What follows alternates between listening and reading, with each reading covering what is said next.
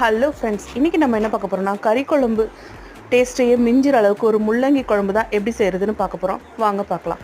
அதுக்கு குக்கரில் 3 ஸ்பூன் அளவுக்கு எண்ணெய் விட்டுட்டு ஒரு துண்டு பட்டை, 3 லவங்கம், கொஞ்சம் சோம்பு போட்டு பொரிஞ்ச உடனே கருவேப்பிலை, வெங்காயம் சேர்த்து நல்லா பொடியை நறுக்கின வெங்காயத்தை நல்லா வதக்கிக்கலாம்.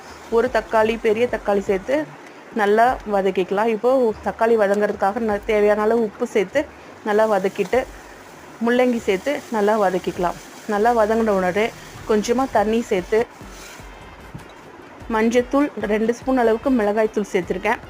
நீங்கள் உங்கள் காரத்துக்கு ஏற்ப சேர்த்துக்கோங்க. சேர்த்து மூடி வச்சிடலாம். 2 விசில் விட்டு இறக்கணும்னா சூப்பராக வெந்துடும். இப்போது ஒரு சின்ன துண்டு புளி ஊற வச்சுருக்கேன், அதையும் கரைச்சி எடுத்துக்கலாம்.